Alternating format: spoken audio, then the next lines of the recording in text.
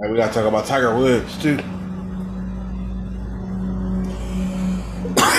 Who making his debut again after that car crash? He back again. I'm like, what do you say about him? Like he resilient, like all the shit that he done been through, and just keep making it back to like do what he love. I'm like, most people would have been gave up, retired. I thought he was just going to play the rest of his career with his kid. Nah, he's playing in he showed up over to the Augusta National Golf Club, so I think Yeah, I was hearing about that. Like I was listening to like the sports radio and stuff like that at work. mm-hmm. You know, when I'm driving and stuff. So it's like, Tiger Woods was at the Masters. I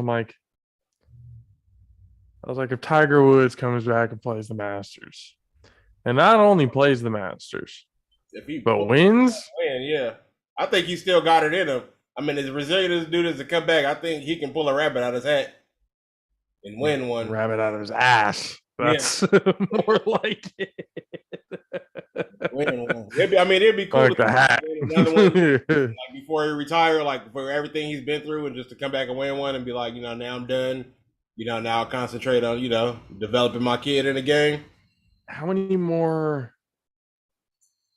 I guess, majors does he need to win to break that record? I don't know. Wasn't it like 11 or something like that? Wait, iPhone. Who? What?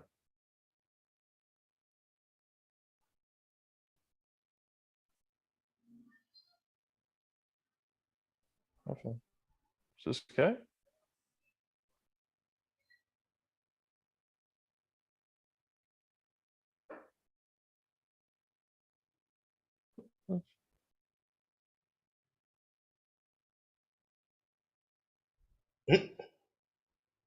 Wait, who is this?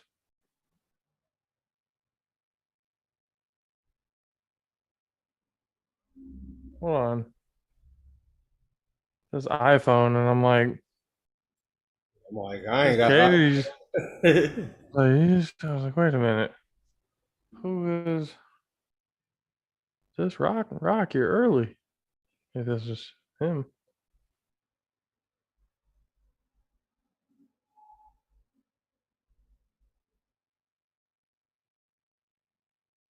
Hold on. It's taking forever for like the audio and everything to connect too. What the heck?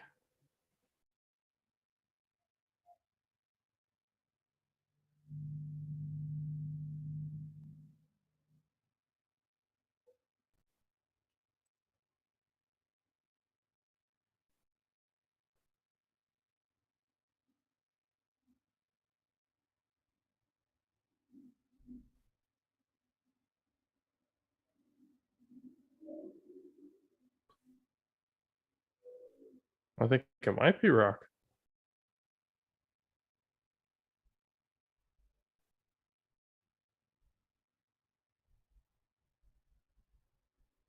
But it's weird that it connected without you letting them connect. No, I accepted it. The door is open over there. It's the audio. Hey, just grab a burger. Oh my gosh, come on. You got the door open. Grab Rocco, come here. Wow. Where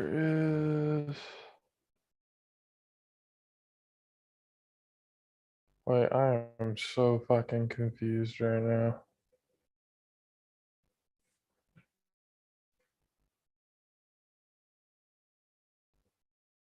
Once removed, well, not okay, so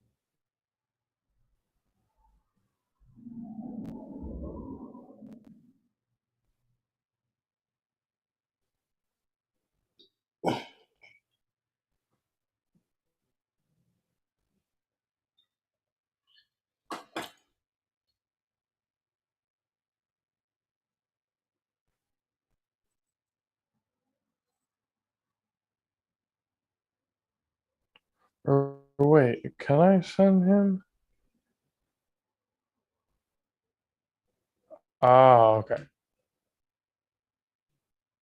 There we go.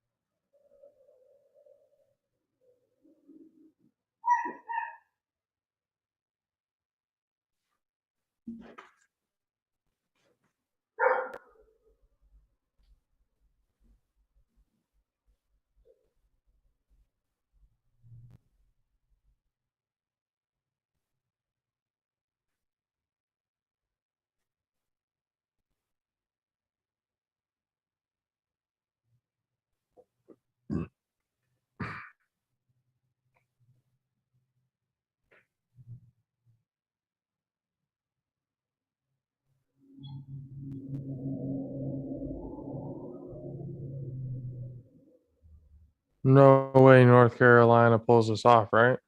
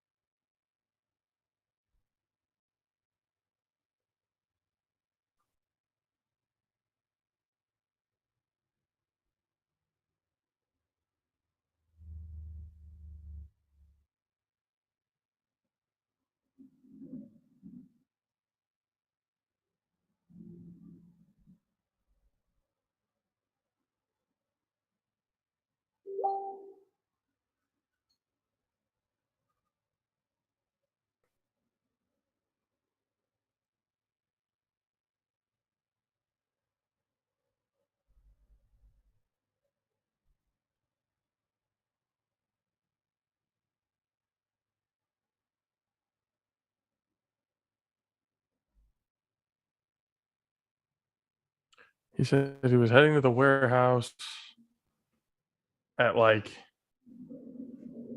4 something, right? I didn't even see it. So I was half asleep. I was in the car. She's had to be to work at like 5. So. Yeah, Mondays is my 5 a.m. because I open on Monday, so I'm not opening mate on Monday. So 5 a.m. 4:45. I'm at work till 2:30.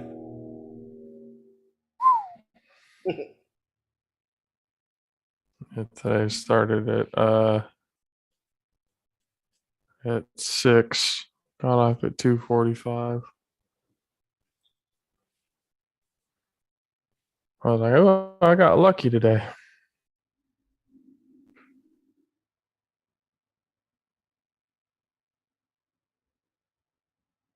Yeah, you can see the microphone behind me, to the board. Let me see it from here. Yeah. Trying to get it dialed in. I feel like I need to get a bigger mixer already.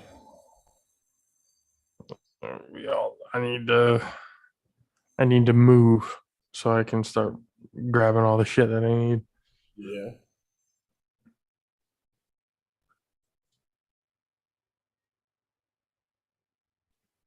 You don't say. There's empty seats in the crowd. You don't say. Did you watch WrestleMania? Yeah, I I didn't did. watch the Sunday one yet. I watched the Saturday night one. I haven't watched the main one yet. It's like Stone Cold. The Sunday was there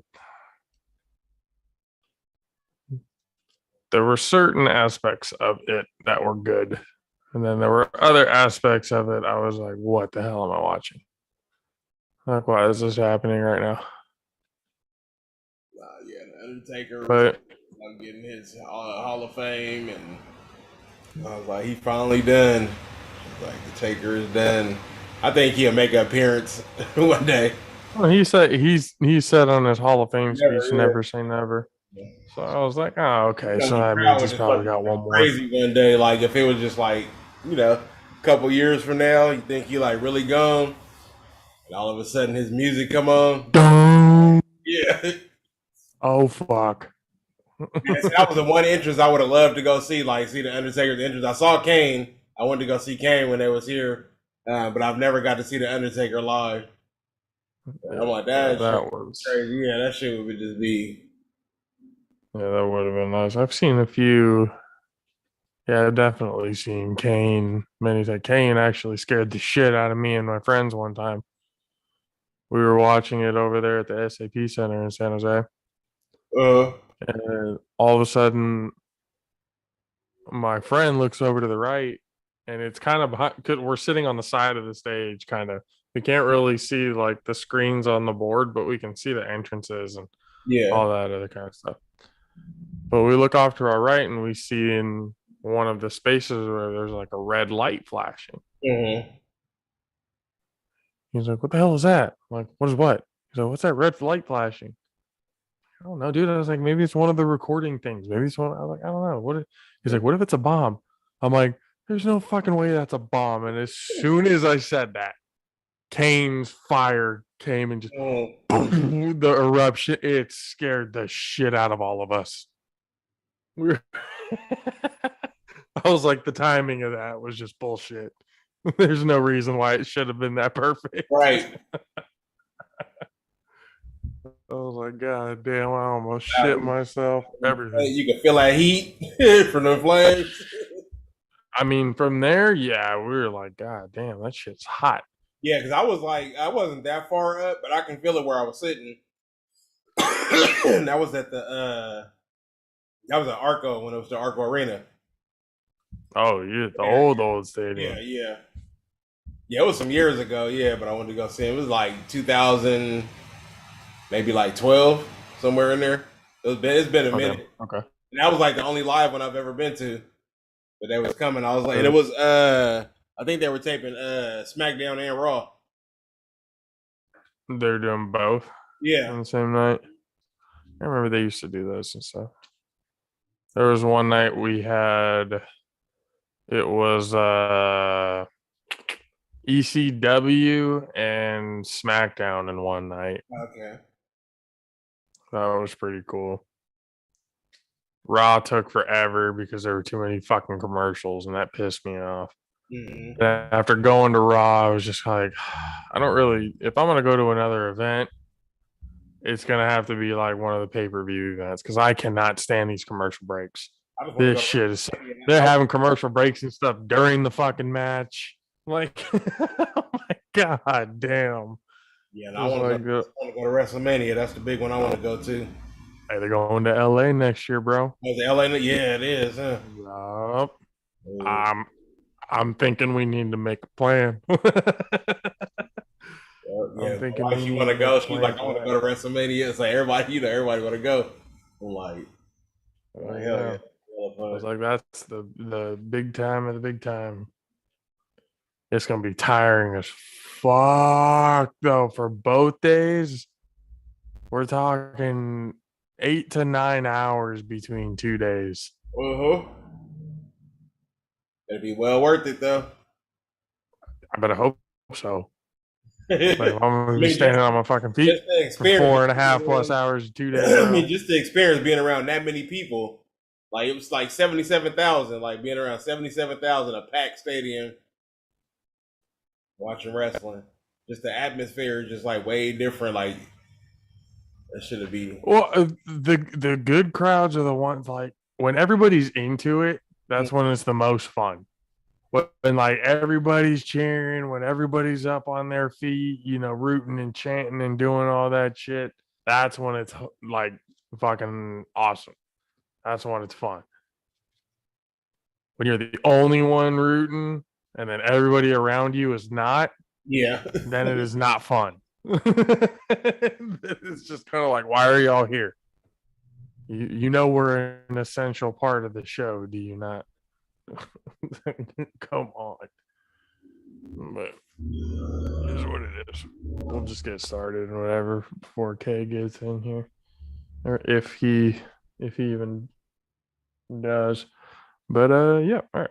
5, 4, 3, 2.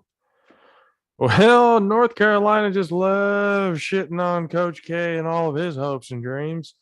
We get to see a national title between North Carolina and Kansas, with congratulations to South Carolina.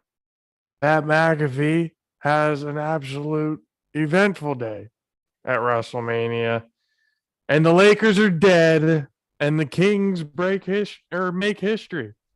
Welcome everybody, and and I forgot to mention we have a special guest, 7:30. Rakeem Toombs, former safety for the San Jose State Spartans, part of the 2006 New Mexico Bowl championship team. The one with James Jones that same year was when the WAC was actually tough and had Boise State at number 5, Colt Brennan and the Hawaii team there as well. We get to talk to him at 7:30, ladies and gentlemen. Welcome to the show, All Pro Jaffos. Another episode, a Pernada Bros Productions podcast, where we bring you the highly elevated sports talk for the highly elevated sports fan. I am your host, JP, and alongside me, as always, the most incredible, best DJ in the entire world, Mr. DJ Mad Six. What's up? And late as fucking usual, and we'll probably get him in probably during the time we're starting to talk to Rock. You'll hopefully we'll see Country K in this episode. But before we get to talking to Rock, like I said, North Carolina just loves shitting on Coach K. This was Coach K's last year coaching. His final home game spoiled by North Carolina. And Final Four gets to the Final Four with Duke, loses to North Carolina. And now North Carolina is currently at this point, with 3 minutes to go in the first half, North Carolina is leading the Kansas Jayhawks 34-22. So in Coach K's last year of North Carolina not only beats them twice in 1 year, but wins the national championship, Duke fans are going to be puking themselves all night. It is going to be absolute hell. And quite honestly, if I was Coach K, if that rivalry runs as deep as you say it does, fuck that. I'm not going out like that. I'm not going out. I don't even give a damn that I lost. But the fact that they won the national title, nah, I'm coming back. One more year. I can stand one more year. That's fine. There's no way, especially when you have a deep-rooted hatred for that long for one team. You cannot go out losing to your rivals twice in your last home game in the Final Four of the tournament, which, by the way, that was the first time they had ever played each other in the tournament's history, which considering all this time is kind of unbelievable if you really think about it.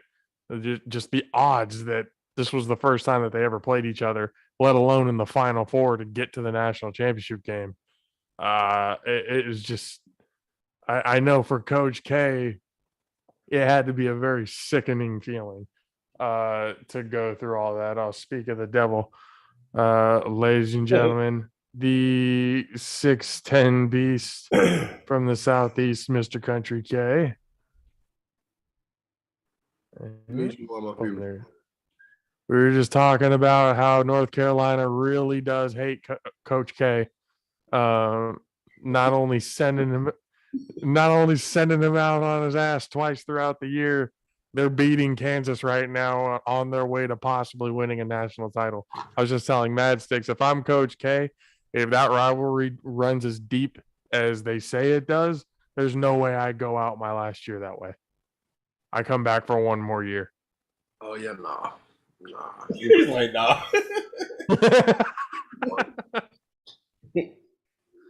Deuces, let it go. That's it. That's all you got. No. If you gonna come back and lose again, then you just he gonna get maxed out. Oh, I mean, again, I think for him, as long as it's not North Carolina winning the national title on his last year, I think that's the whole point of the whole thing. I don't think he gives a shit who wins the national title, whether it's Duke or somebody else, just as long as it's not North Carolina, who, by the way, is going in as the number 8 seed into this game. Shout out to North Carolina for having a black head coach. I don't know if it's Coach Hubert's first year, but I know he ain't been there that. I believe it's his 3rd year they mentioned. Okay, yeah, he ain't been there that long.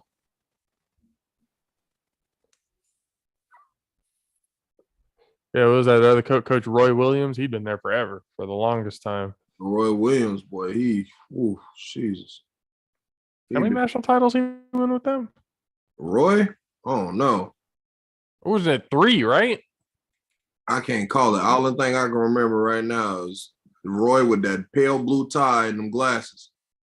Hitting that dance in the locker room.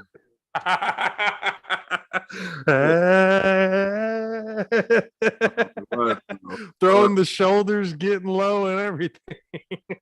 Bro, that's gonna be the meme of the day. If North Carolina wins this, Roy Williams walking into Coach K's retirement party. I'd be like, oh shit, that would be terrible. That's what I'm saying, dude. There's no way. I mean, hey, again, if North Carolina wins it, hey, good for them. Yeah, because again, that nobody thought they were going to make it. That's for sure. Nobody did. But hey, nobody thought that they were going to beat Coach K and Duke at Duke in the last home game. But that happened. Nobody thought that they were going to beat them in the Final Four. I did. That happened. I actually did on both of those last two. I knew they was going to beat them this last home game, and I knew they was going to beat them again because I called that shit. I kept telling I called this chip. I said that North Carolina and Kansas is going to the chip.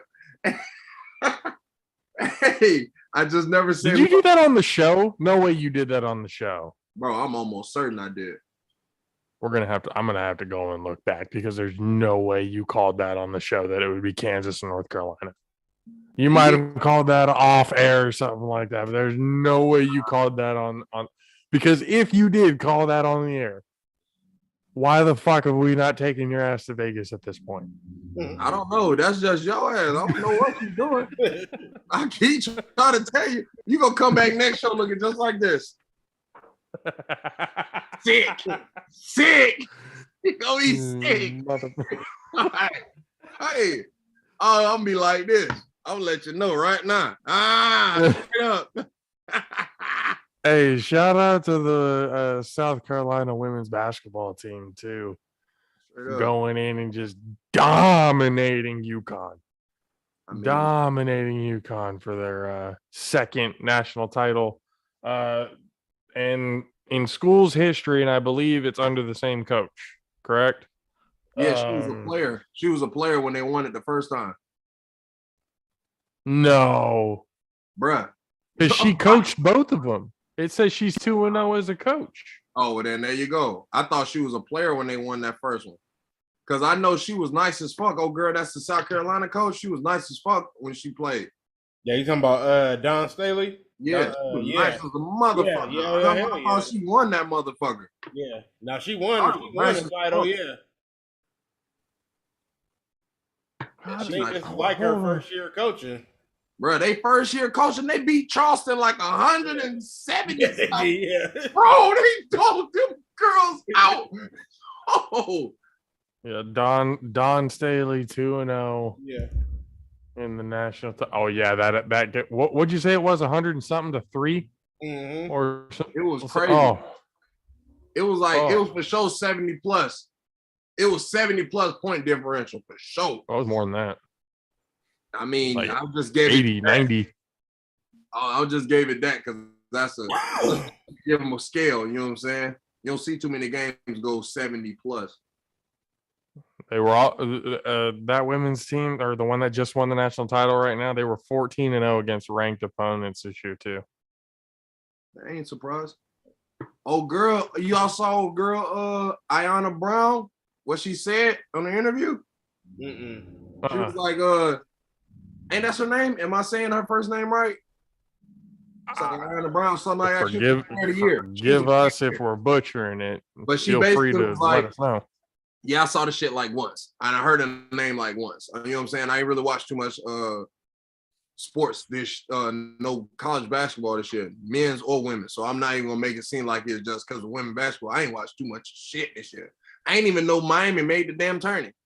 Like that's how fucked off I was. I looked, I was like, Miami? Then I saw Miami talking their ass out. I would say Miami made a little bit of a run this year. Yeah, then they ran out of the first weekend. They ran into Billy Badass, but no, Ayanna Brown was basically like, shit. Hey, no, she was like, last year they had pictures up of me crying, us crying and stuff when we lost. She was like, said, go ahead and take a picture now. I'm smiling. She was like, I'm smiling now. Like, you know what I'm saying? Hit her with the Tom one time. That's why I put Tom in the back. It's Kansas betters at halftime. Got Ben Affleck sitting in here looking out there in a towel at the beach. Just looking out in the distance. Oh, goddamn. What the hell am I doing here? Oh, this is just. Hey, Chuck has to stop making guarantees and calling games, bro. And if you're a bettor out there and you hear Charles Barkley make a bet or guarantee or any type of pick to win, you do the exact opposite. He said at the beginning of this game, he said he thought Kansas was going to win and it wasn't even going to be close. Oh yeah, no, that's where he was wrong. Hey, I could have rocked. Carolina's dominating at halftime right now. Yeah, Kansas has been playing well this year. If he would have just said Kansas, I could have rocked with him. Like, okay, that's a good pick. When he said when they ain't gonna be close, you lost your mind. You watched the UNC game because I haven't. I just see the point scores, and I'm like, these boys be whooping somebody's anus. So I don't think they were just gonna give it up like that. Hey, whatever it is, I'm just saying, like, North Carolina was definitely not supposed to be here. And so they are ranked number 8. When was the last time a ranked 8 team won the national title? Well, I mean, in the bracket. I think there was a great team in the bracket.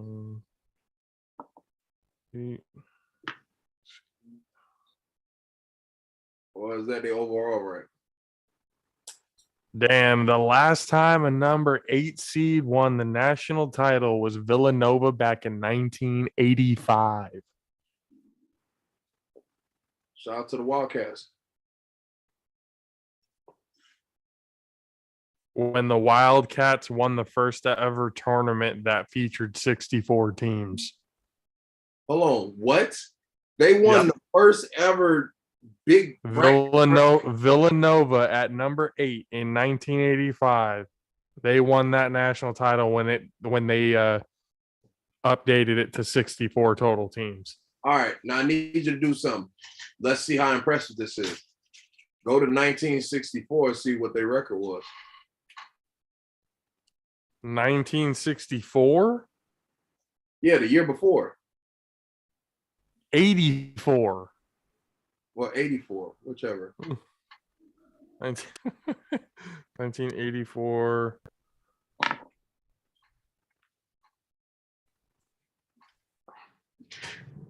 They had 53 schools at that time. So they jumped from 53 to 64. 11 teams. No, I meant Villanova. How did they finish? Oh, how did they? Oh, Villanova. Let's see.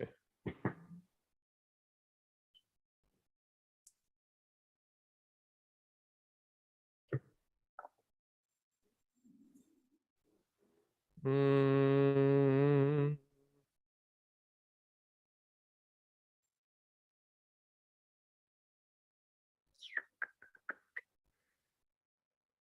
Um.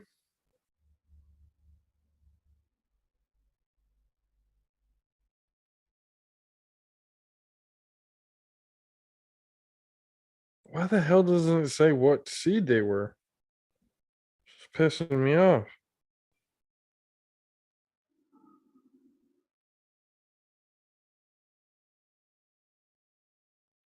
Hold on. Did they win the national title the year?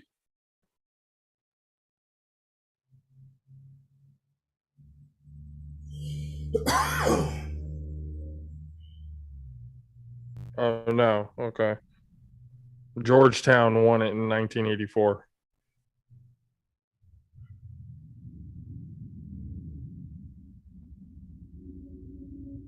But yeah, in 84 when the 84, isn't that Patrick Ewing squad? Yeah, I think so. Yeah. Oh, okay. I think so.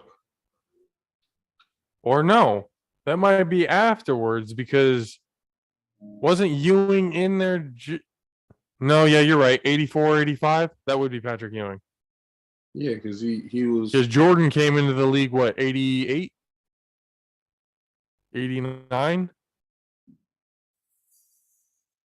And he played against Patrick Ewing. That might have been just before Patrick Ewing got there. Hold on. Not necessarily. Patrick could have been a freshman, 184. They could have got drafted the same year.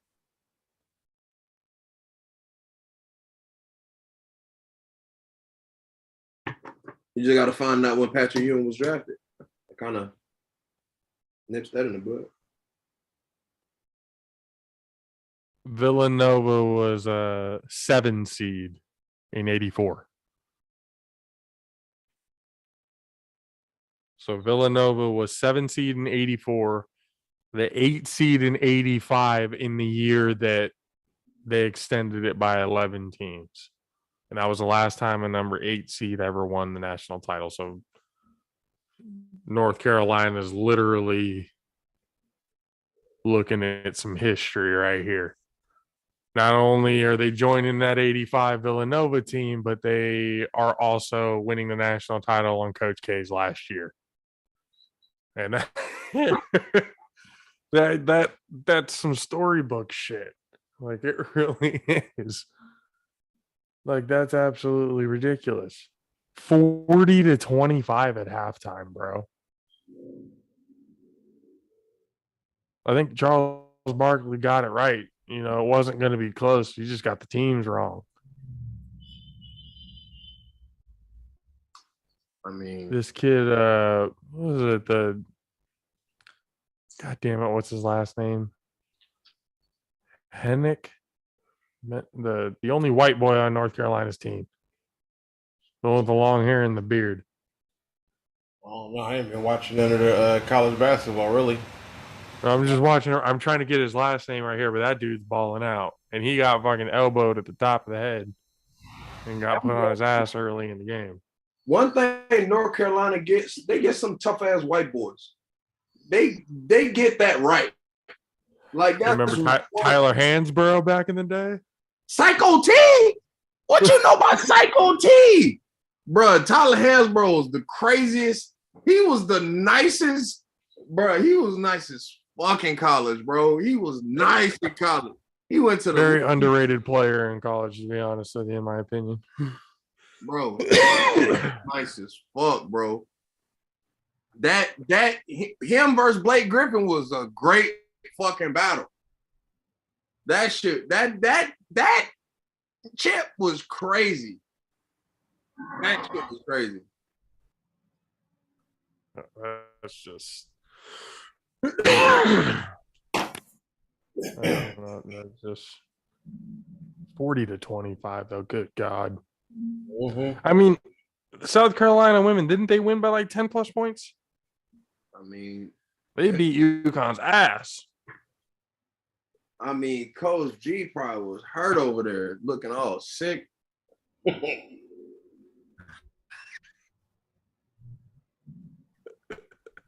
That man was over there looking all sick. 64-49, bro. Yeah, you said 10 plus. That was an ass whooping. He was over there looking terrible.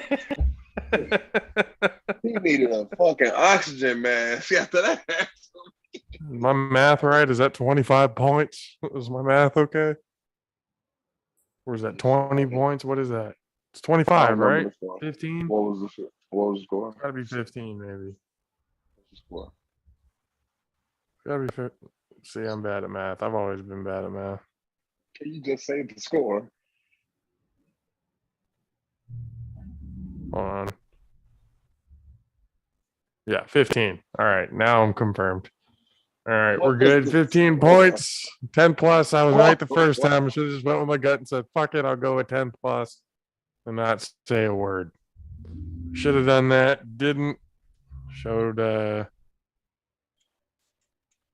yeah, okay. We're Shout just out gonna to move on. Texas. Fuck you.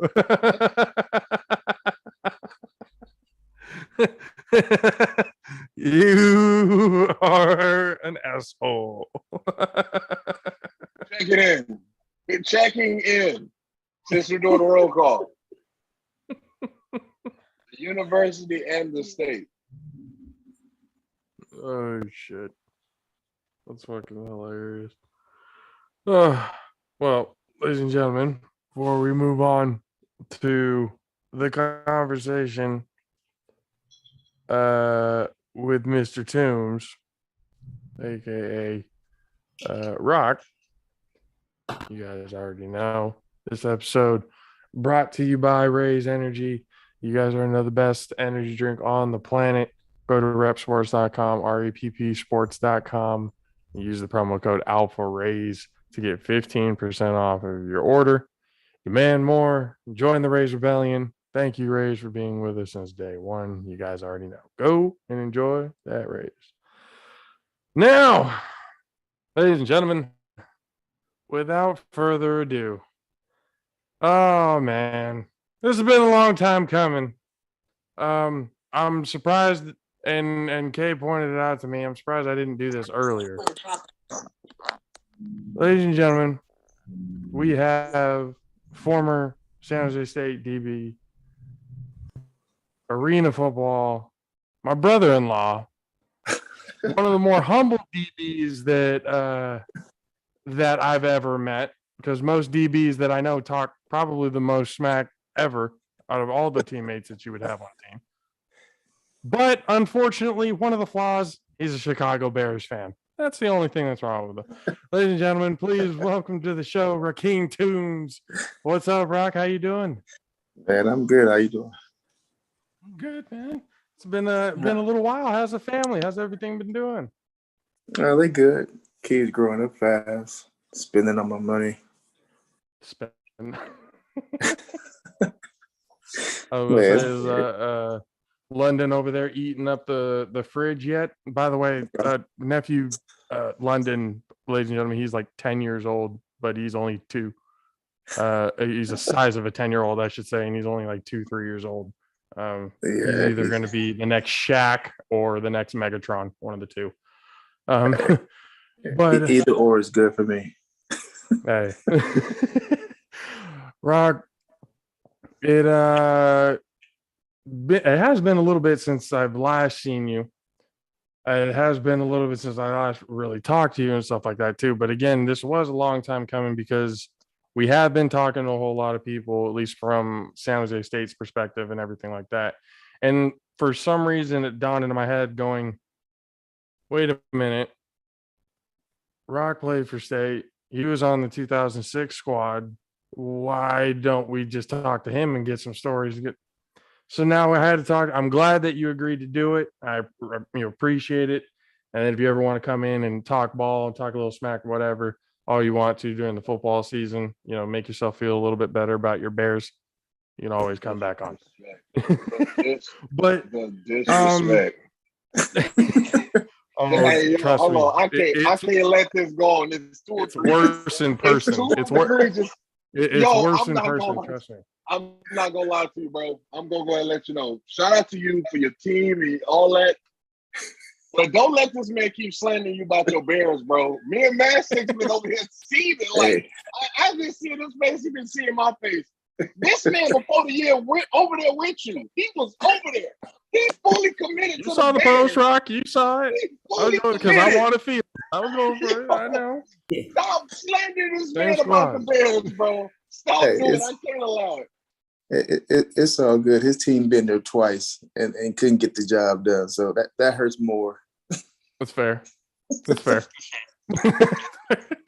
So like Rock, all the guests and stuff like that we bring onto the show, we try to get, everyone who listens and watches more of the stories of who it is we talk to.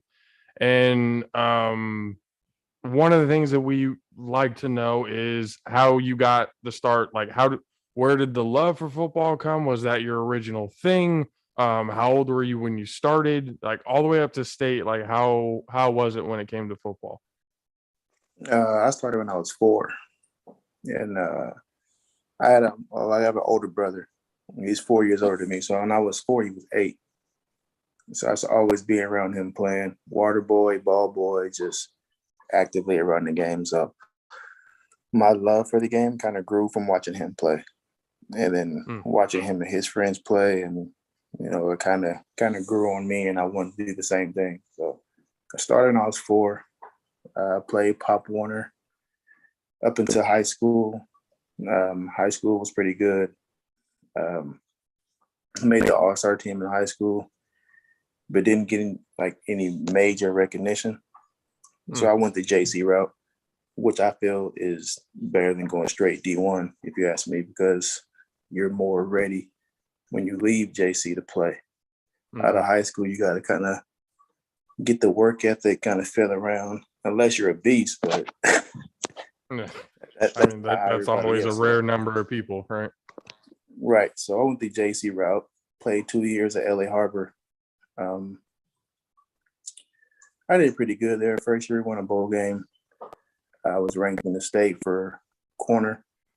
Then I got recruited by San Jose State. And was that the first choice? No. What was the first choice other than State? Other than going to San Jose State, what was the other choices? My number 1 choice was Nebraska and Marshall. But those kind of fell through on some recruiting flaws. I didn't even know where San Jose State was, to be honest with you. Oh my God. When they came to you don't even know the school where you were gonna fit. Okay. Your team basically changed the fucking program, but okay, yeah, no. I don't even know where the school is. That's great. Honestly, I had no idea because I'm from LA. I've never been outside of LA. So I'm thinking San Jose, San Diego State, it's kind of like USC, UCLA, right? You got to be close. I was wrong. One's way up north. A whole 8 hours difference. Exactly. So I took my recruiting trip up to San Jose State. And I mean, what kind of made me want to sign there was Coach Nash. He recruited me. I guess he was the running backs coach at San Jose State, but he was the SoCal LA recruiting guy. Mm. So when he recruited me, it was more like another father type role, because he just like showed me so much love, picked me up for private workouts. And then I met one of my favorite coaches. What the heck is his name? I forgot his freaking name already. I forgot his name. But he came there and recruit me too, so I kind of fell in love with it after that. Then after my recruiting trip, they showed me a lot of love up there. The area was nice. So I kind of, you know what I'm saying, I just stay there, stay local, stay in Cali. So you were there in 05? That was your first year? My Or first was year it was 06? 04 was my first year. 04. Okay. Yeah. So your senior year was the 06 year. Yeah, correct. My God. And so, ladies and gentlemen, if you guys don't know, 2006 was before it was really the Mountain West. It was the Western Athletic Conference. It was the WAC conference. Yeah. There had been a lot of crap talking about, obviously, you know, the name itself, the WAC conference. Nobody really took the conference seriously or whatever. But this 2006 conference, this year, had the number 5 Boise State team that went on to beat Oklahoma in the Fiesta Bowl with the Statue of Liberty play. And it was also the year that Colt Brennan threw for 58 touchdowns. Rest in peace, Colt Brennan. And also San Jose State basically getting themselves back out of a hump for a while, going to win the New Mexico Bowl. Right. So this whole year, if you really go and look back, this was one of, I mean, when you compare it to places like SEC and stuff like that, obviously, but the conference was tough, you know. So that year, or let's go from 04 to 05, what built up into that year. When you go into your senior year, was there anything in really your sophomore, junior year that you really kind of looked at it and went, we're about to turn something around? Because your senior year, that's Dick Tomey's second year. So he was there your junior year. Right. I think it was it was Dick Tomey's presence. Like when he got there, he shifted the program. It kind of went from the mentality of being just another team in the WAC to actually trying to be the team in the WAC. I think his attitude and the way he coached, the way he took on the players, like he really cared about them. He showed it. He spoke about it. That just kind of gave us momentum, and it just kind of made us motivated to play for him more. And I kind of feel like the teams before I got to San Jose State, they probably had better talent than my senior year. But I just feel like that Dick Tomey coaching era was the difference. It brought up a different camaraderie. Exactly. It was like a different feel to it. And that's where, it's, you know, especially kids that we've talked to, you know, coming out of high school, JUCO and everything else like that, or physically that we've been able to talk to. It's not always about the talent that you have on your team. It's about whether or not that team can gel. And you don't necessarily need to have all the talent in the world, but if you guys can gel together, you can accomplish, you know, crazy things. Exactly. So you have, you know, Dick Tomey now. James Jones is on the team. What was it like going up against him in practice? That must have been a pain in the ass. I mean, obviously it made you better because he's one of the better wide receivers, but what was that going like in practice every day? It was definitely a challenge. He's one of those guys to where his speed is like deceptive, because he doesn't look like he can be that fast, but when he turns it on, he's actually fast. He can jump out the gym, so any jump ball was if you didn't get a hand on him or wherever it took, he was going to outjump you. And he was super strong. So, but there was a few other guys too that made a big difference. We had guys that ran 4.2, guys who had routes out of this world. Just the Coach whole Dub taught a receivers. lot of our guys, so they were good. It was a legit core. I mean, like I said, it's just I Shout believe out to y'all Coach. were. Say again, Kay? Shout out to Coach Dub. For sure, Oh, yeah. shout out Coach Dub. Yeah, a major shout out. Because just again that team, it definitely did show, especially with Tommy there, because that was. And that's one thing that we were kind of looking at the team today, because we really kind of started covering them and talking with them and everything else like that last year. We've been talking to Coach Zoe, Coach Alonzo Carter, been talking with him and keeping in touch and stuff like that for a little over a year now. And they just had the undefeated year 2 years ago in the conference and stuff like that. But then you start to kind of really see the changes, like when you have a coaching staff that actually cares, when you have all the team actually gelling together, what actually can be accomplished. And Right. it's very similar to that time. So talk about that 06 year. What was the toughest team that you guys played out of? I mean, obviously Boise State and Hawaii were there, but who were the more underrated teams that gave you guys fits?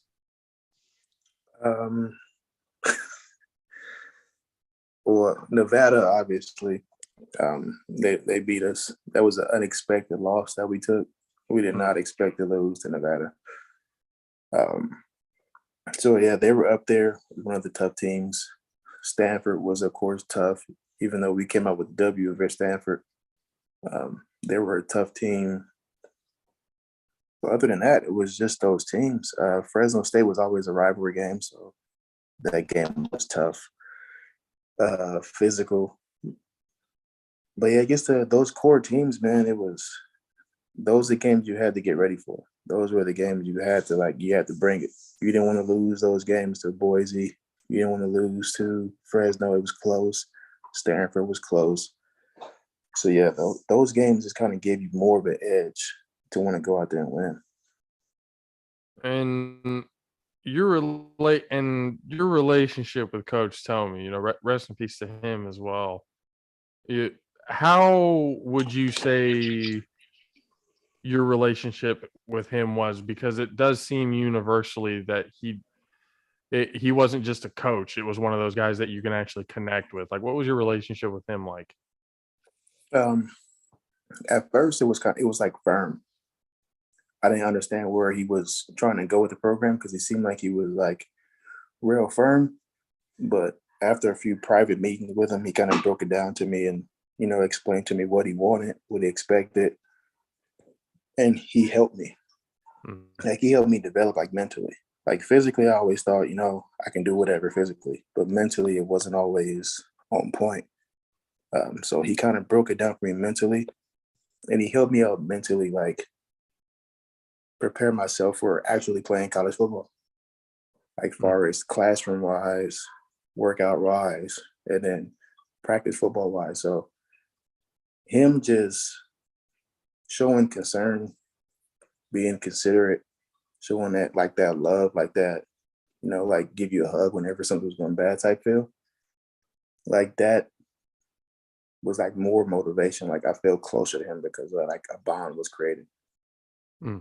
It was him and then Coach Burns, like my two favorite coaches. Like those two are my guys. Like those two guys, like without them being there, I don't think I would have like survived as soon as they said. Like those two coaches alone were like, they meshed so well together, and then they created bonds with the players. It wasn't just a coach and a player. It was you can go talk to them whenever you wanted to. The door was always open. Life outside of football. They coached NFL. They coached college at a high level, so they knew a lot of knowledge about that. So it was easy to go talk to those guys, express yourself, and they wasn't going to bullshit you. They was going to give you it straight to the point, whether you like it or not. Hey, I mean, sometimes the stern mentality, being able to be told something and take that coaching. But it's also him being able to get through what Yeah. was the actual point. And so, that's awesome to hear again, because hearing that coaches actually care is a good part, because when you actually see it in the long haul, not all coaches are like that. Not all No. coaches have that same type of care, the same type of connection, Right. as others do. Lawrence Fan, another person that we met him last year for the first time. He gave us our our media credentials, basically our first ones for the game against Fresno State this last year on Thanksgiving. Noticed you had put, what was he like? And that was more like the younger times at that, but what is it, 500 800 games or something like that? Yeah. What was he like? Probably was like an encyclopedia for San Jose State. Like he knew everything. He knew everything. He knew everybody. He knew about everybody. Like my first day there, like my first day meeting him, he knew my name, like where I came from, all my stats. So I was like, damn, like, who's this guy? But every time you saw him, he was smiling. Like he was always smiling, always happy, willing to talk to you about eating and everything, motivated you. So he was one of those guys. You definitely got a sense by talking to him, because me and Kay were at that game and we got to talk to him for a good period of time. I got to talk to him for about a good 20, 30 minutes, just kind of getting where he was coming from, because he's the main, media guy there. So I wanted to pick his brain as much as I could, Right. given the circumstances of why we were there. But he was very, very calm. It wasn't, it was, he was very easy to talk to. Yeah, And the and information he that he was loved his giving you job. was very easy to process. Yeah. You Exactly. definitely tell that he was a guy who loved his job and was very well respected by his peers, by everybody that walked into that room. Yeah. It was just, hey, what's up, Fan? What's up, Mr. Fan? Yeah. What's up, Lawrence? What's up? It's just the guy was special, and we do thank him for giving us a shot. And it's that day opened up a lot for us.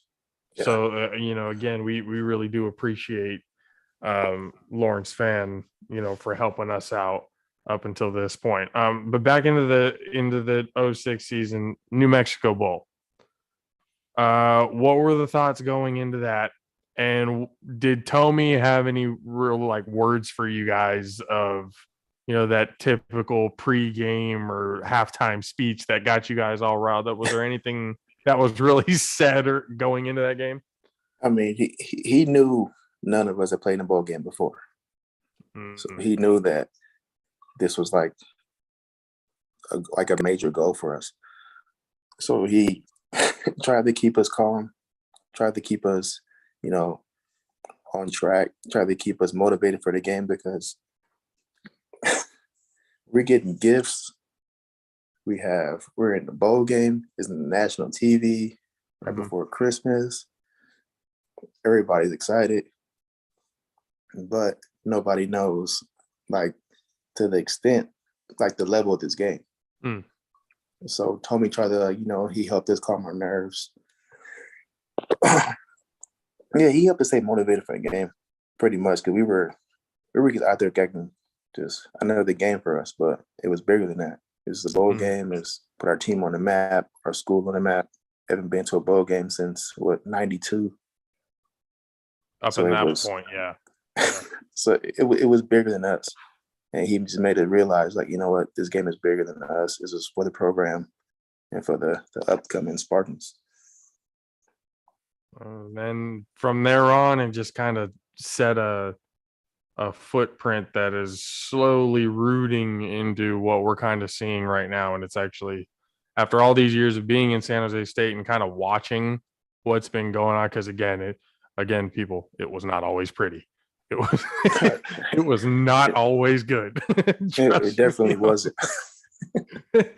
So seeing that and what it's become, and the groundwork and everything for that, it's been pretty cool to see the growth of that program. How did you get into arena? Because it wasn't the AFL, it was the IFL, right? With the it was the that year Wolves? that Arena League was. I don't want to say that they folded that one year. I don't know. They're having issues with the AFL that year, so they didn't have a team. So that's when I forgot the owner's name, but he was like, I'm gonna jump in, create a team, and a few of my friends had tried out, so they told me to come try out. So I was like, screw it. So I went and tried out. I was gonna say, after college, how long did it take you to get? Was it right out of college, or how No, long it did it really kind of was take you to get back into it? about 2.5 years. Okay.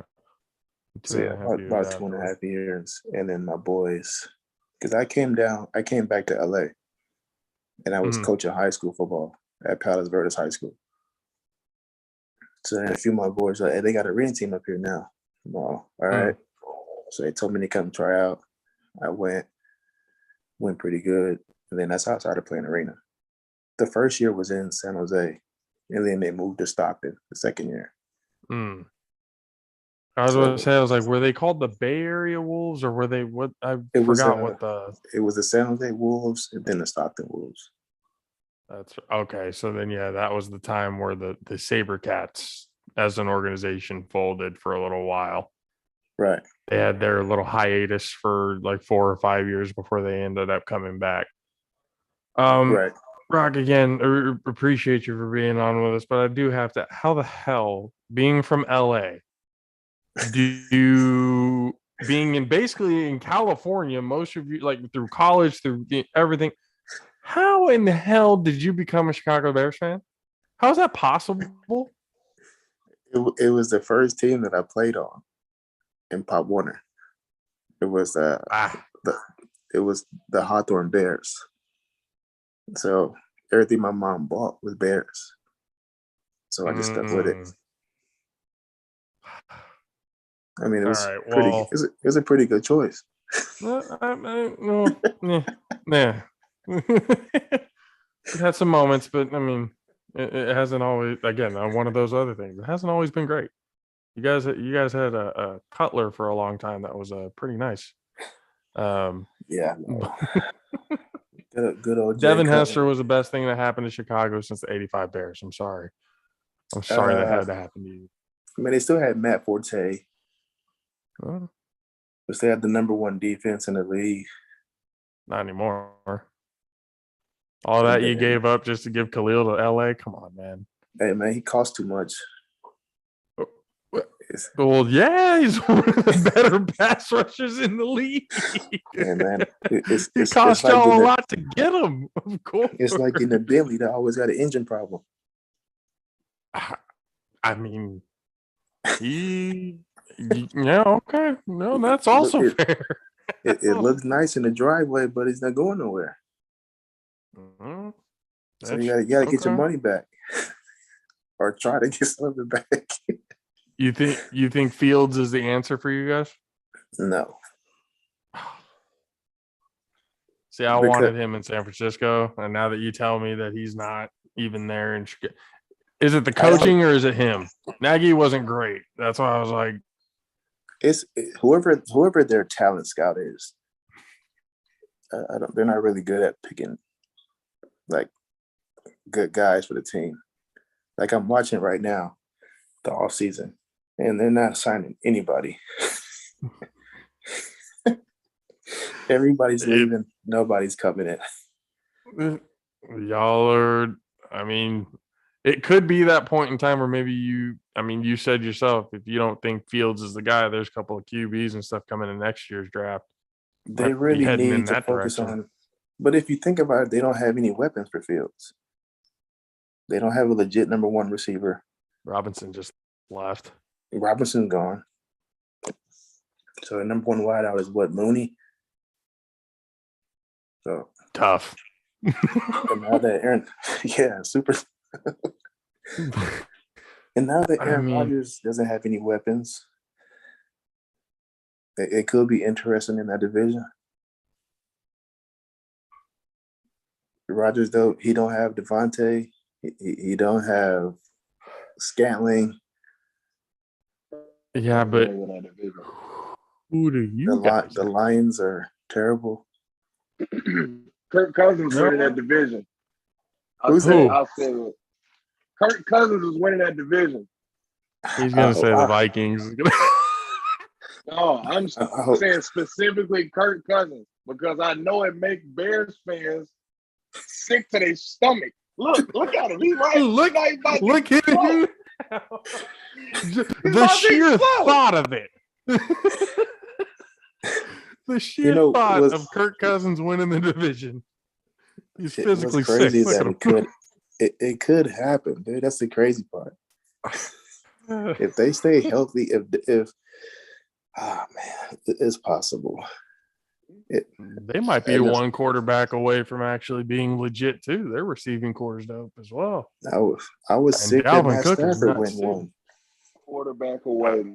Look, I understand this. You said you love Justin Fields, right, Josh? You wanted him in San Francisco. I did. I honestly your thought talent scouting is terrible. So that means it's awful. He's ass. I'll say it. So he's trying to be politically correct. I'll say it for him. I'll be that guy. What's Michael Keenan key fucking shit? He's the interpreter, the anger interpreter. He's ass. Yeah, this guy's ass. This is ass. And you wanted him, so your talent scouting must be a little awry, my guy. I mean, I would have rather had him over. Again, we're not getting into that conversation. We've had that too many times on this damn show. We know the reasons why. I've admitted to my team's bullshit. I get it. I know. I got that. I just want you to say it out loud. So look, my point of saying all of that is Tom Brady winning number 8. Yeah. Kay's a Bucks fan if you haven't figured that one out. He's the one who's a Tampa fan. And not conveniently because Brady's there. No, he's been there for I'm I from think Central the Florida. Bills gonna win. I'm gonna give it to the Bills. Man, Bills this year? I'm gonna give it to the Bills. This man went to the AFC version of Kyle Shanahan. I'm gonna give it to the Bills. Now that they have Von Miller. Man. Yeah, that's yeah. Dude, Von Miller might have a ring with 3 different teams. He Two of them might back be the to first back. guy. Them boys be choking. I know who's not getting the rings. Aaron Rodgers. No. If he's playing the 49ers, he's not. Yeah, that's for sure. That makes me happy. It really don't matter who he playing. That's all you Aaron want. Rodgers be choking. Aaron Rodgers to fail. But doesn't that make you feel worse though? Being a division rival, wouldn't that make you feel worse that knowing that you guys are getting owned by Aaron Rodgers every single year just to know that he's getting one and done? That was like an asshole move by him. I mean, you try to own the Bears, so you have the right to say that, and they allowed it to happen. That's like Tom Brady going to go own the Patriots. Well, they're not going to. In hindsight, he might. He might be the whole reason. I mean, statistically, though, what's Aaron Rodgers' record against the Bears? I know it sounds like I'm burying your team right now because I am, but I'm just. Hey, you know what? I think the last time we played the Niners, didn't the Bears beat the Niners last time they played? Might have to look back on that. I don't know for sure. You very well could be correct, but that might have been a little while. No, last time we played the Bears, they made a whole thing about it because Jimmy's from Chicago. You know, it wasn't this year, but it was I think you guys did win on field goals. Yeah, we won because Robbie Gould was also a curse in y'all sign. Don't leave it up to Robbie Gould to beat the Bears because he'll do it every time. every time. That's crazy. Thank you for that, by the way. That's we crazy. needed a kicker. That's crazy. That's Rock, crazy. again, man. I appreciate Bloody the hell out fucking of you God. coming. He's looking at it now. You watching national title right now? Which one are you Yeah, watching? it's 48, 47. I'm bittersweet. I hope the lights go out and nobody wins this game.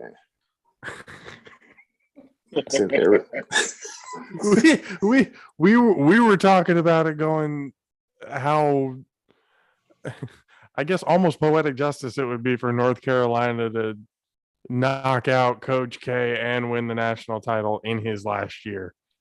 Like that would be the biggest FU to Coach K. It just sounds like the perfect ending if you're a North Carolina fan. Oh, for sure. For sure. If you're a North Carolina fan right now, you are one, you're nervous because Kansas just came back. Yeah, that's what I used to say. After the half, you were feeling good. Right now, you're not feeling so good. Yeah. But that would be a hell of an ending. I was telling them if North Carolina wins, then Coach K might have to come back another year just to make sure that they're not the ones who end it. But if Kansas ends up coming back and winning this thing, then I think he might come back anyways. Think so?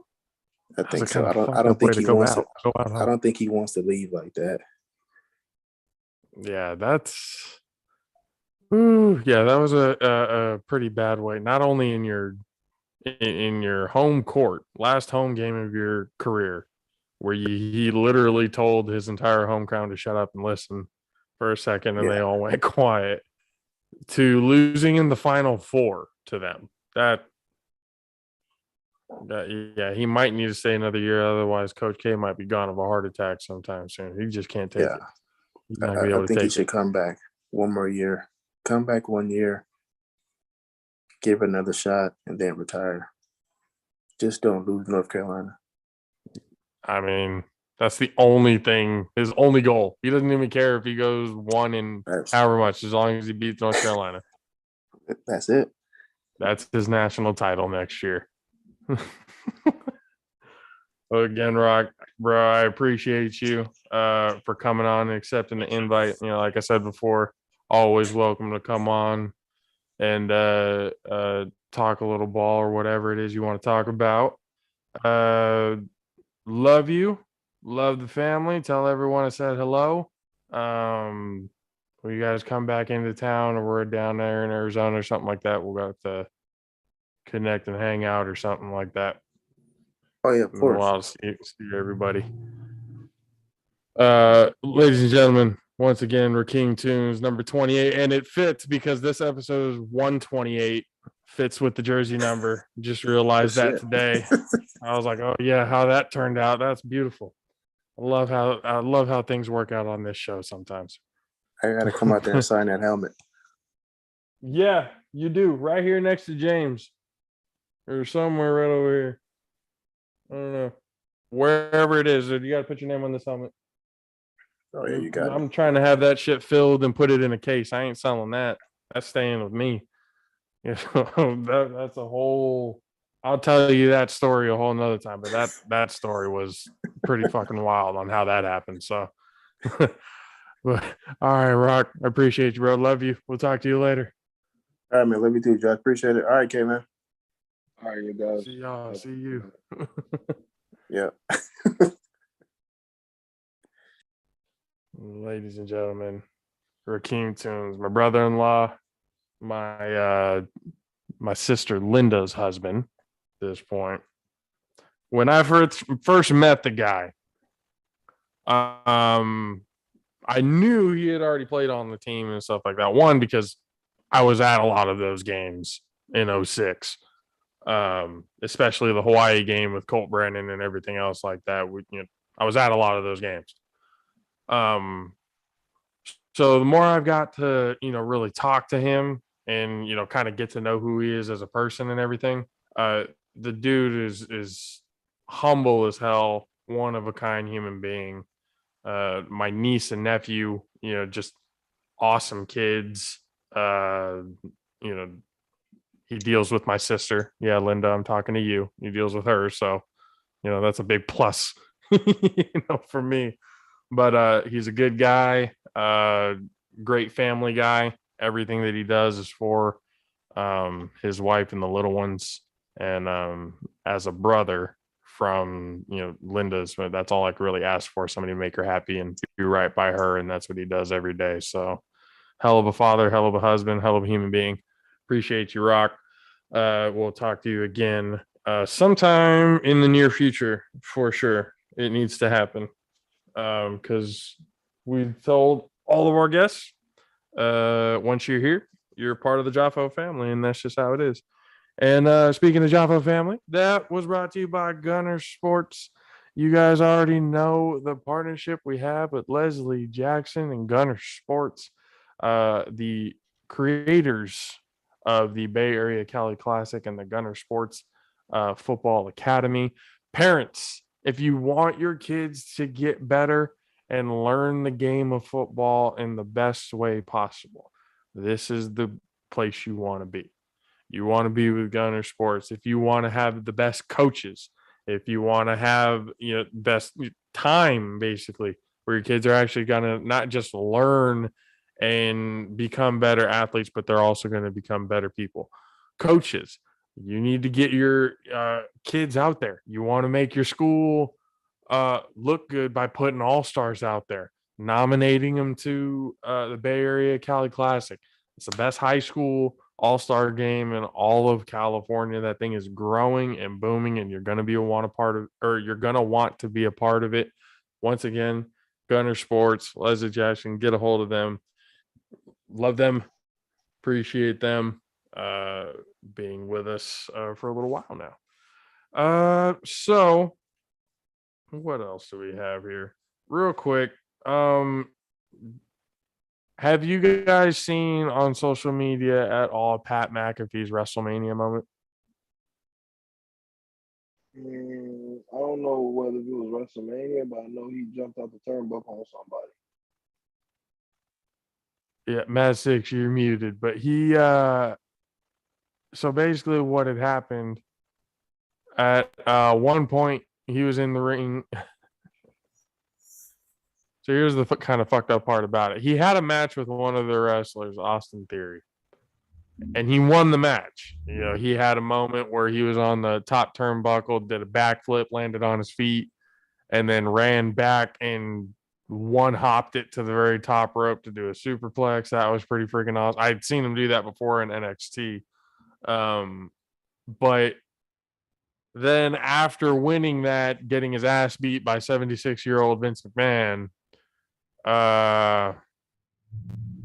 it was a good look, but then it turned into kind of a bad look. It meant punters cannot beat 76-year-old men.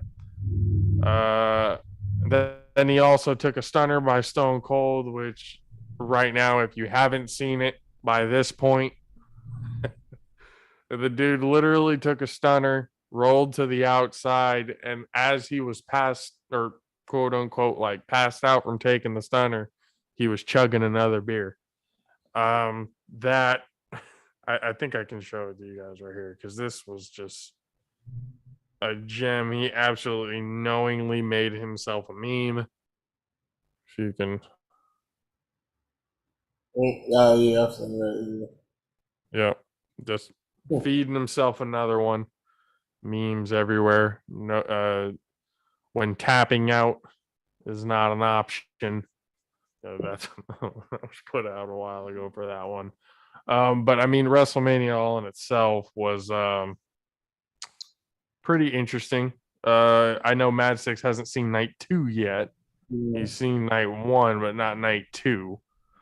I don't know. I don't even know. Okay, have you seen any of WrestleMania? This year? Yeah, it was last night. It tells me no. I didn't see night 1, 2, or 3. I ain't see none of them nights. I ain't see none of them. I ain't even know. Technically, it was 3 nights because Friday had the Hall of Fame, and then night 1 on Saturday, and then night 2. I was trying to go back and forth On Saturday between the Duke and the North Carolina game. I was trying to go back and forth between the Final Four.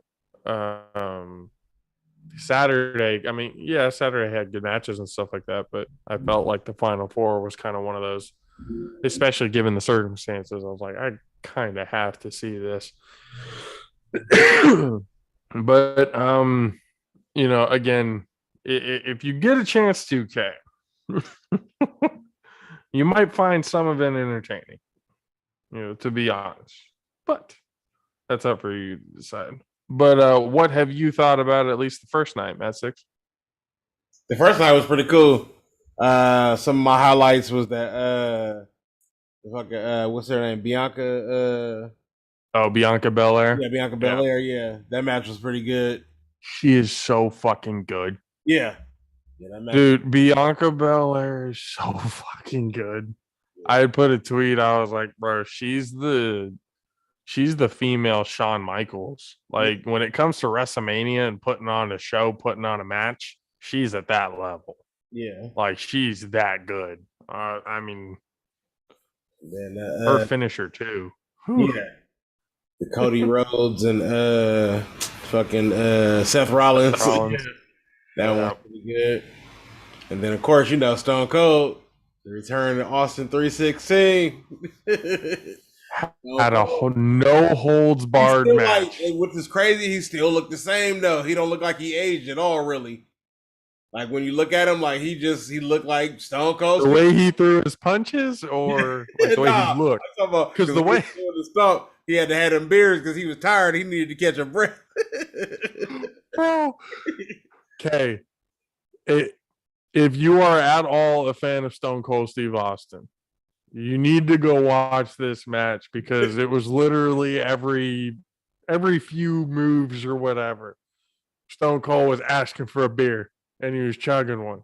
This dude was basically having a WrestleMania no holds barred match while drunk as shit. As only Stone Cold Steve Austin was whipping his ass too. So I need to refuel. Give me another beer. That shit was good. Just like, because that was like my favorite era, like watching the Stone Cold era. That shit was, yeah.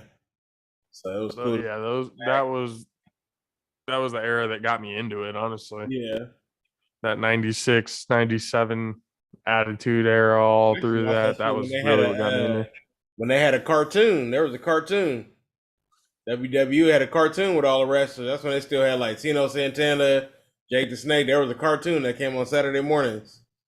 WWE. I didn't even know that. They had a giant, yeah, they had everybody in that cartoon. Yep. Shit.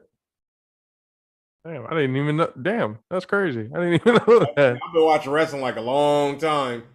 Like back like Junkyard Dog. Like I remember like all of the, the 80s and stuff like that. Like WrestleMania 1, all that shit. I remember seeing WrestleMania 1, up at my friend's house. Oh damn! So you saw it when like Undertaker first got there? Yeah, I've been watching wrestling for years. Yeah, it wasn't until like late that I really stopped watching it because the shit just got dumb. But like, I mean, like the storylines just got dumb. But like, once Triple H and like kind of like that ended like their prime and all those guys. That's kind of when I really stopped like watching it. Yeah. How crazy is it to see somebody that you kind of grew up watching, somebody like The Undertaker?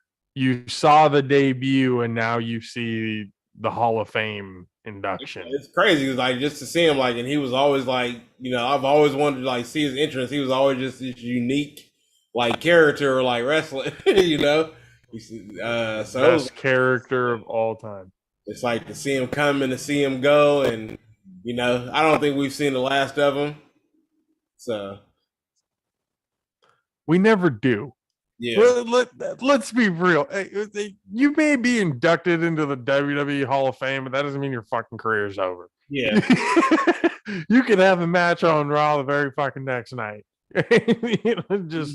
It's not because with these wrestlers, that's all they do. That's all they know. Yeah. throughout their whole life and everything else. Like any chance to be able to kind of get in the ring and get a pop from the crowd or something. They live off that shit. That's Oh, fucking yeah. adrenaline to them. Mm-hmm. So yeah, even in his Hall of Fame speech, Undertaker's like never say never. I'm like, oh yeah, he's definitely coming back for another one. Whoever the hell it's against is definitely not Triple H because he's done. He physically and medically cannot perform. And motherfucker's got a pacemaker in his heart. Like, no, you're not getting into the ring and fighting a full half-hour match. No, you're not doing that. But I mean, this WrestleMania, I was just kind of like, I don't know how you feel about it. I'm not a real big fan of the two nights. It was like maybe kind of like long, and I wasn't sure like if it was like I didn't realize the first night was gonna be as long as it was, and I was like, damn, I was like, it's kind of long. I'm like, it's like damn near 8 you hours. Literally have yeah, you literally have a whole weekend of, and Saturday. Think about it this way. Saturday was the biggest wrestling day because not only did you have the first night of WrestleMania, you also had the NXT pay-per-view, which ran almost 3 hours, which started at noon. So you had the NXT Stand and Deliver that happened at noon to I think about 2:30 or so. People got out of that, and then from there went straight to fucking AT&T Stadium.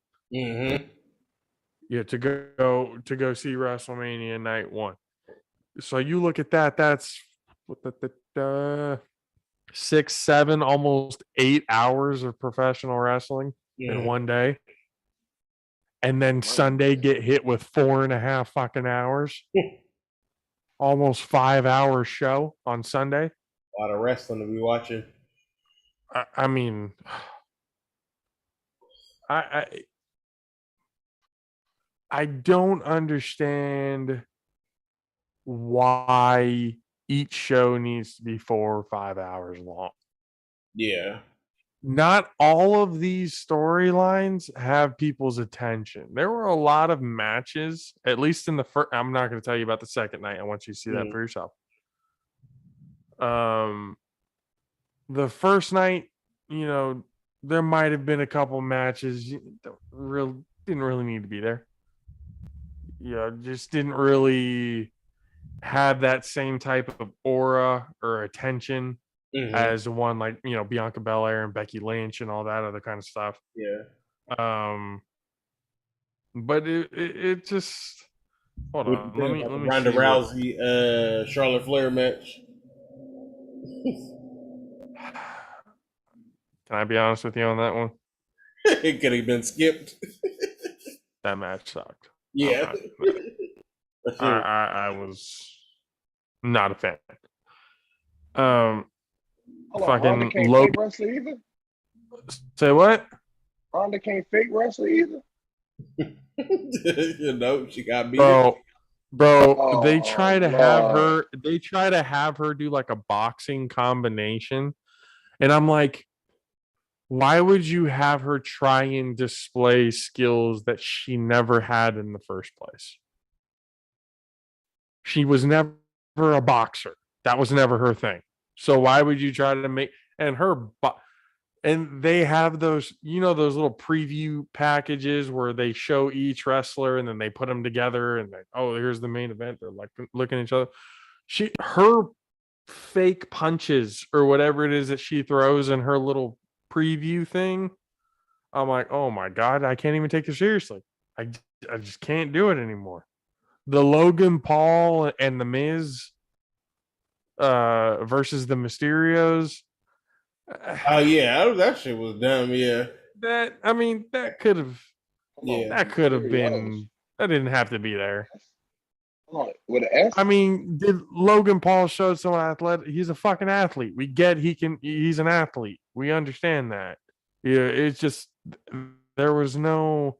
And then for the Miz to turn on him at the end of the match, I was just, what the fuck was the point of this? There was like no point of this at all. Let's see what else. Hold on. We can't breeze past this. You said the Mysterios with an S. Yeah, the son wrestles too. Oh Dominic. yeah, Dominic Mysterio. You remember the little kid back in the day? They were fighting him. Rey Mysterio and Eddie were fighting over the paperwork of Dominic. That kid. Holy Yeah, fucking yeah. They shit. Yeah, was tag he team grew champions up and at one point. Holy shit. yeah. Yo. He grew up and they're wrestling together now. Oh, God.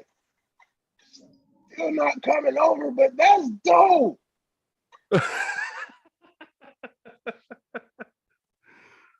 The Usos with Boogs and Nakamura. That didn't need to be there. I mean, Boogs got his fucking McIntyre versus Corbin. That didn't need to be there.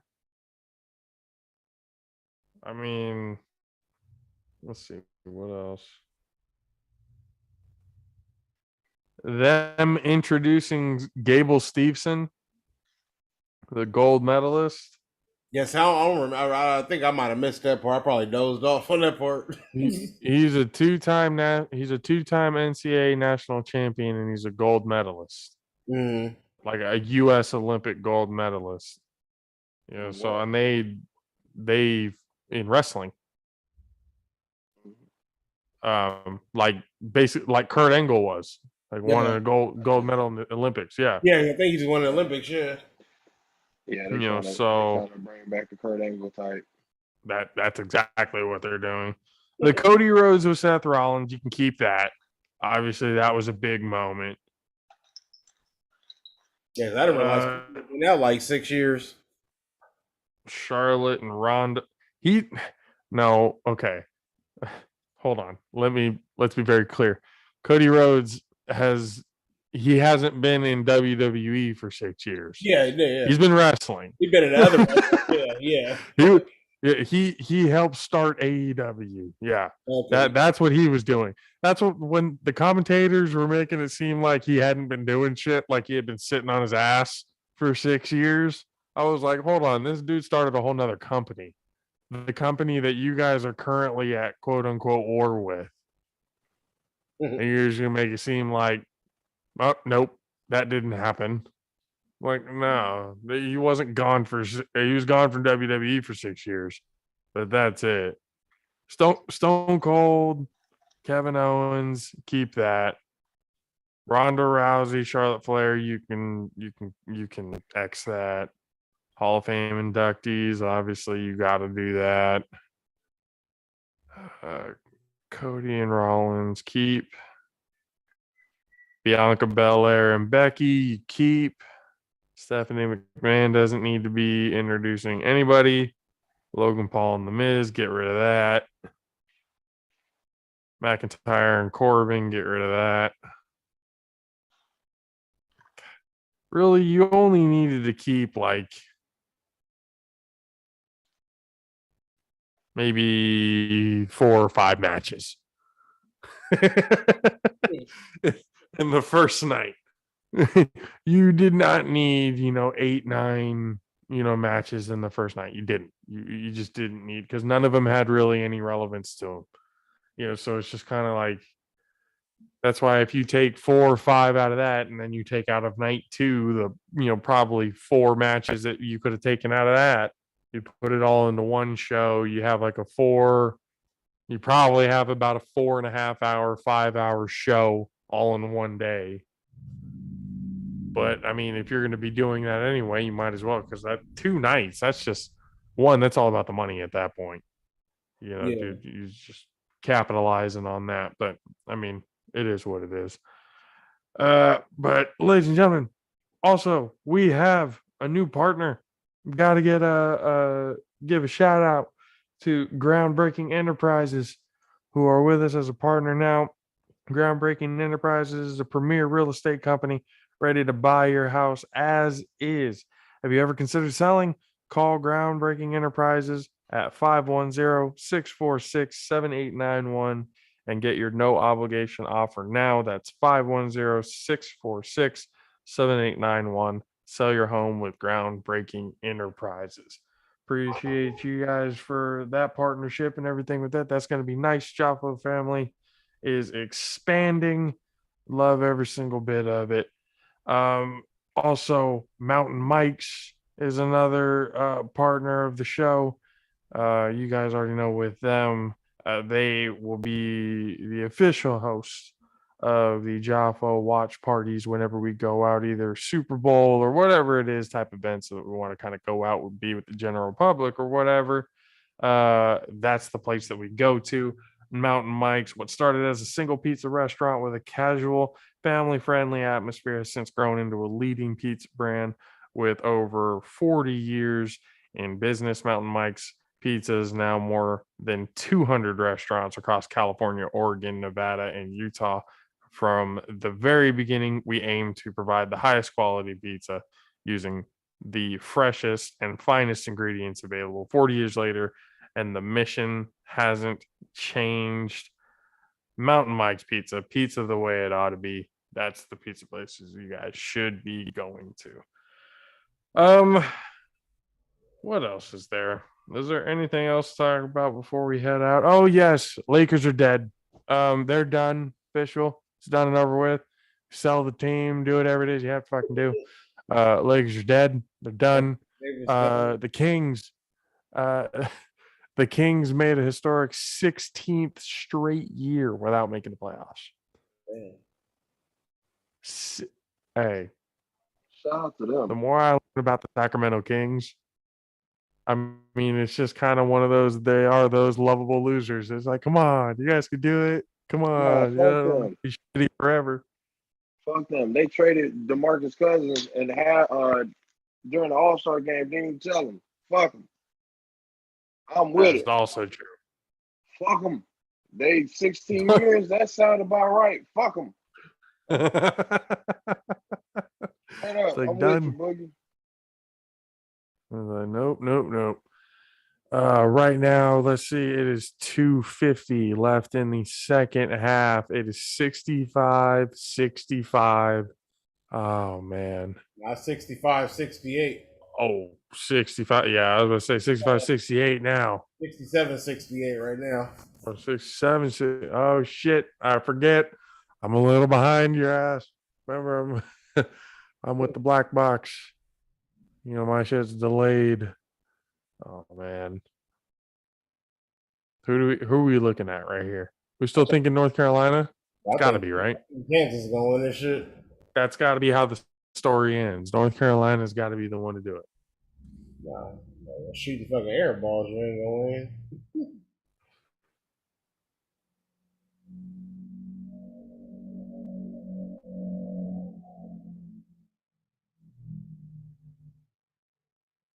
Air ball. Bro, you do not want to shoot an air ball with less than 2 minutes in the fucking national championship game. Oh, North Carolina. They up one. Timeout. Manic. Like manic depressive. That guy.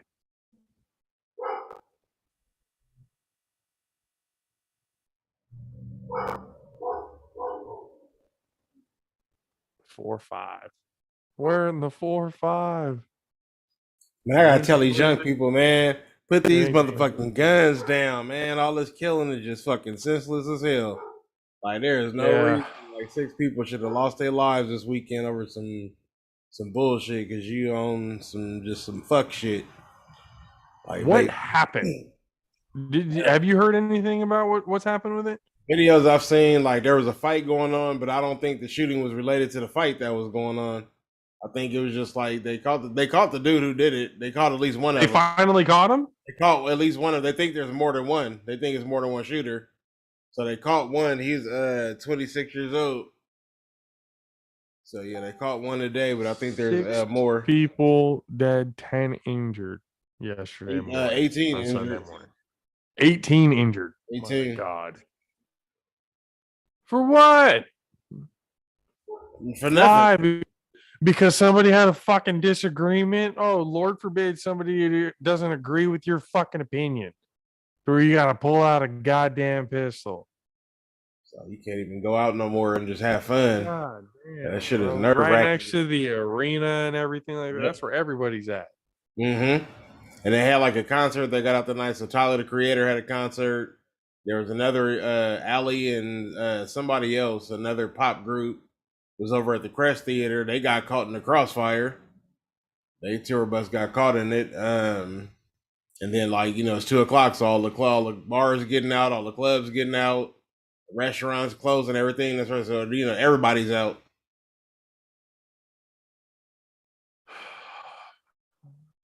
That just again, bro. Like when they said we're gonna try and go back to normal, we didn't mean that type of normal. Yeah.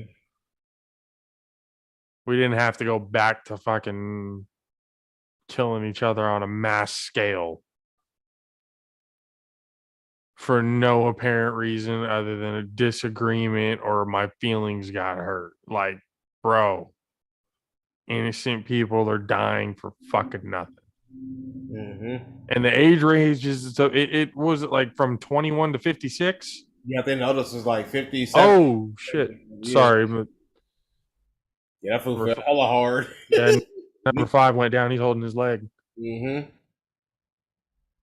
Damn, I was gonna say Kansas ain't even gonna give him a courtesy timeout. What kind of shit is that? That's fucked up. Then like he faking to get back in there. Yeah, like from 21 to 56 was the age range. Oof, that's a bad ankle sprain. Ooh, yeah, that hurt. But yeah, dude, it's just as soon as I found out when you put safe from the shooting, I'm like, what the fuck happened here in Sacramento? Yeah. Then I looked it up. I'm like, morning. at that time it said 6 dead, 10 injured. I'm like, what the fuck is going on? I have been listening to D'Lo and KC on the ESPN, the 1300 here in Sacramento. And their whole first hour, like people were calling in and talking about like how crazy most of, and another one kind of made me actually think about you, Mad Six. Fucking, I guess one of them, he said he's a musician and stuff like that. That's the area, mostly where a lot of musicians and bands and all that. That's where they go to do their gigs, Mm-hmm. in that area. And then I guess he said he had a kid who went to who actually went to the Tyler Creator concert the night before. Yeah. Now it was the same night. Oh, I mean, Yeah. just missed the crossfire or whatever it was happened. Like, that shit's crazy. And what made it seem a little bit more like, wow, this really does seem like this doesn't happen at least in Sacramento on a mass scale, I should say. Mm-hmm. Like, multiple people, Yeah. 6, 7 plus people dying at the same time. Fucking 100 rounds was shot. Yeah, that type of stuff, like apparently that doesn't happen in Sacramento. Mm-mm. So for everyone to kind of Kansas, have the same level and opinion of like, wow, how could something like this really happen in our community and stuff like that? And I'm just like, unfortunately, it sounds the same as everywhere else. Like nobody expects something like this to happen, and then it does. Mm-hmm.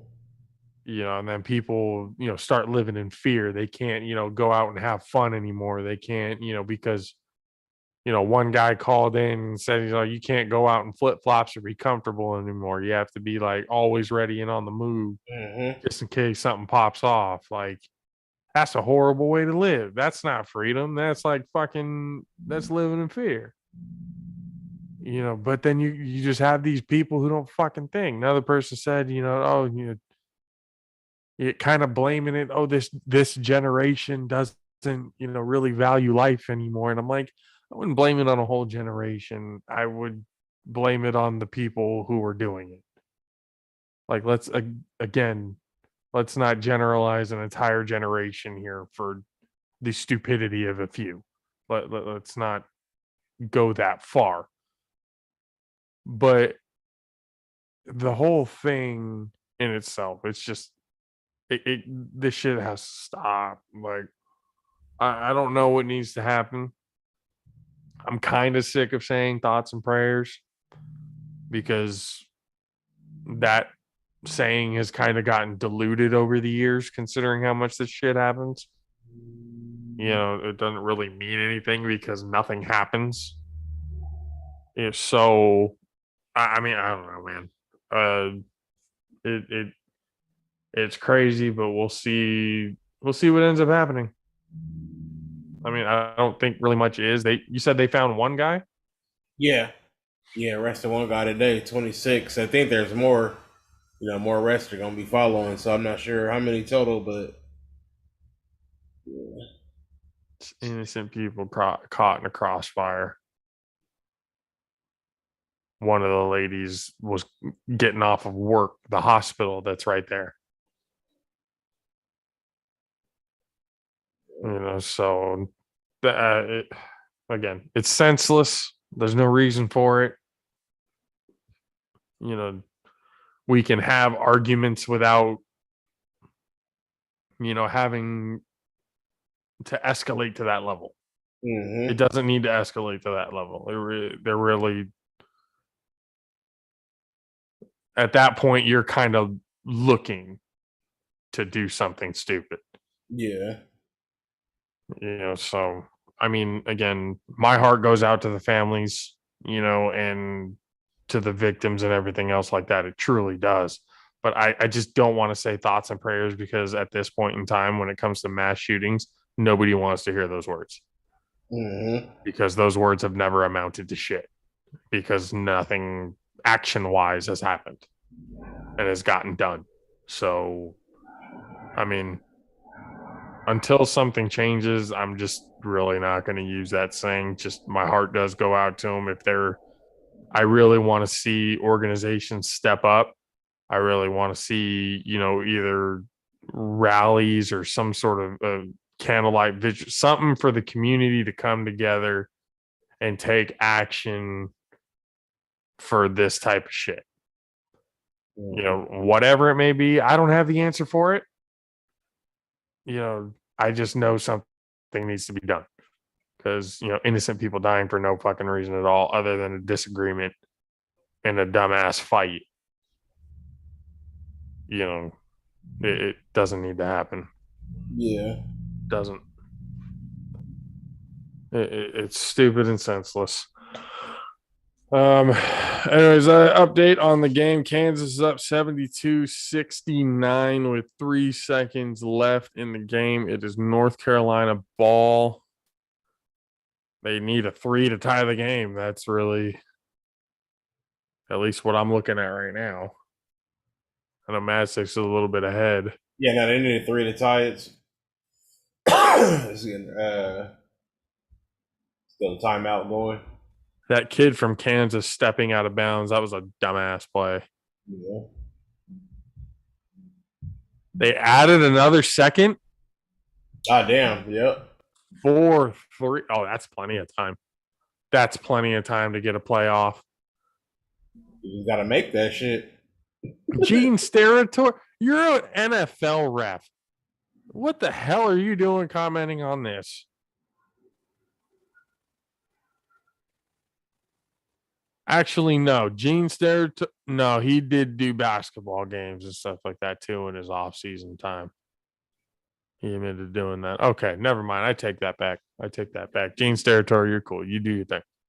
Yeah, you got to be well versed as a ref, bro. You got to know all those sports. If you're going to try to get some real money, give some real money. Can North Carolina tie the game?